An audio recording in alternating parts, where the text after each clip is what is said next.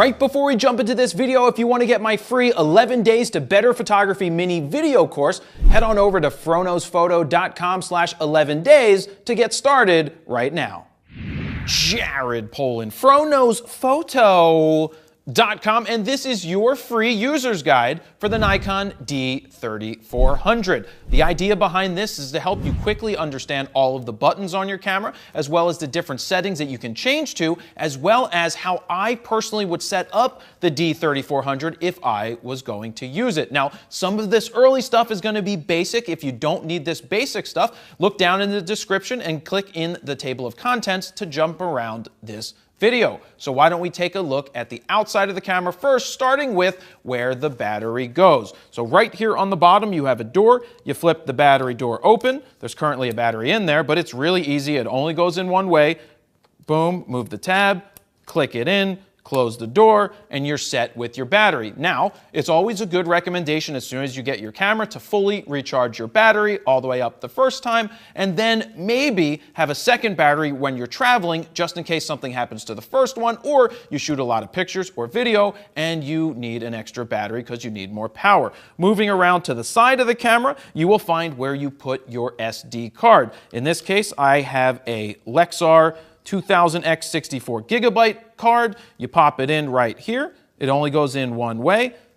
Listen for it to click, shut the door, and you're good to go with your SD card. Now moving to the top, you have your on and off switch. This is how you turn it on and off. I know it sounds simple, but once you know it, you'll never forget it. Simply use your finger, go to on, you'll see everything else turns on. You want to turn it off, boom, you turn it off just like that. This is your shutter button. You press this halfway down to do your auto-focusing, and then all the way down to take a picture. Press it once, or you could hold it down in continuous shooting mode, and you can shoot multiple frames a second. Right here, you have a plus-minus button. This is going to come in handy as you get into the manual modes. If you need to change your aperture, I'll demonstrate that later. This is the info button to bring up info on the back of the screen, and this red button right here is your record button for when you are shooting video. Moving on, we have the mode dial. When you first get your camera, it's going to be in the green mode. Green mode means auto. The camera is going to basically do everything it needs to do for you to help you get the best picture possible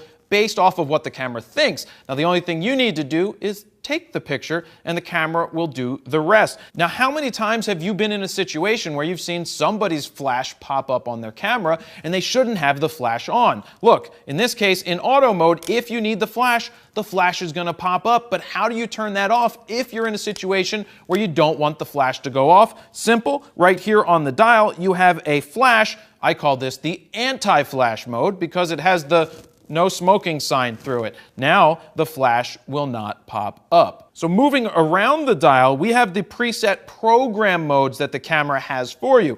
In this case, this one, the girl with the hat on, is a portrait mode. This is your landscape mode. This is a little kid doing something. I don't even know what that is. If you have kids, go into this mode if you want the camera to shoot kids better.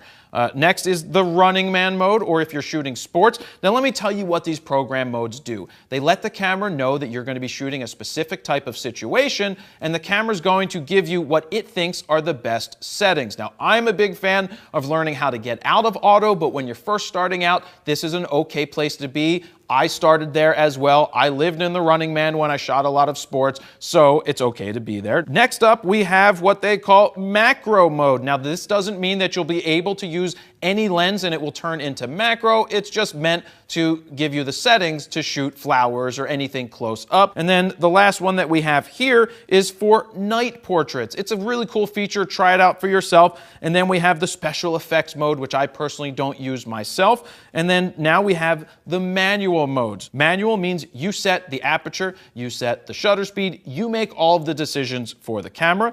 This is aperture priority, meaning you set the aperture and the camera's going to go ahead and set everything else auto.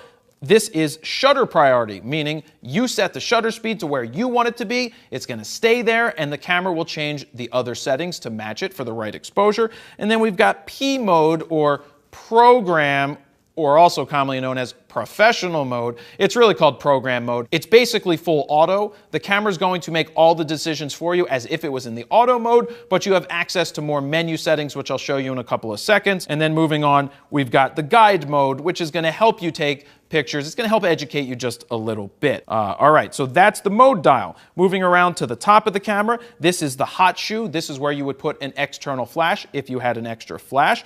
Moving around to the front, you may notice from time to time that there's a light that comes on to help you autofocus. This is an autofocus indicator light. It helps in low light situations to shine some light on what you're photographing. It also can become annoying, so I'll show you how to turn that off later. So let's turn the camera onto this side. You can see you've got a flash button that will pop up the flash if you hit that. You've got your function button. That's a programmable button that you can set yourself. You have a button to take the lens on and off. Let me show you how to take the lens on and off that comes in your box because it comes separate. The camera's there and the lens is there. This is what you need to do to put it on. So I'm going to turn it this way. When it's off, you go ahead and line up the dot right here, the white dot, with the white dot on the camera. You're going to go ahead and line that up. Boom. Listen for the click as you turn it.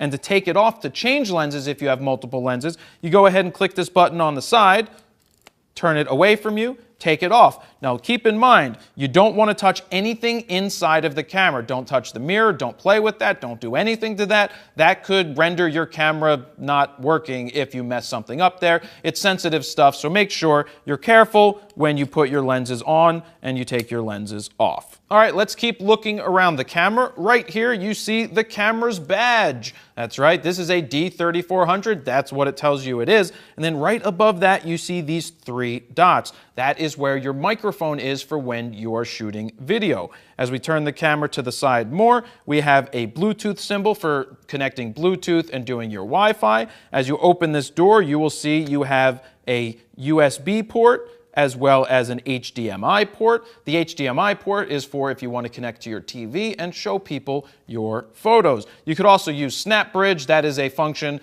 that is inside of this camera as well. Now moving around to the back of the camera, this is your viewfinder right here. This is what you put your eye up to see the picture that you're going to take. This is what they call the AEL, which is auto exposure lock and auto focus lock. You're probably not going to be using this button anytime soon, so I'm not going to go into too much detail about it.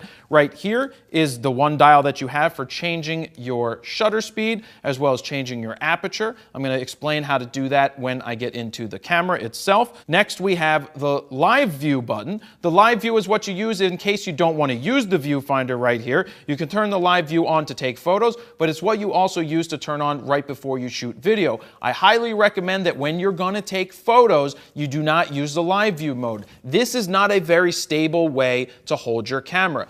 Tuck your elbows in like this and then move the camera up to your eye to get a more stable image. This is how I recommend shooting. Also, your hand goes underneath, not over the top or to do anything like this. This is the proper way to hold it. It's much more stable and you'll look better while you're doing it. All right, moving here, we have the up, up, down, down, left, right, BA, BA, select start button. This is your D-pad. That's how you get around your menu. That's also how you change focusing points. The OK button's in the middle. This right here is how you change how many frames a second you'd like to shoot. I'm going to show you that shortly. And this is your trash can. This is how you delete the images on the camera. I'm a big fan of not deleting any of the photos on the camera, just in case you delete something that may have been good that you would have noticed in the computer later. Moving around to this side of the camera, we've got the play button. That's how you play back your photos. The menu button to get into the menu system. The magnifying glass to zoom in on your photos or zoom out,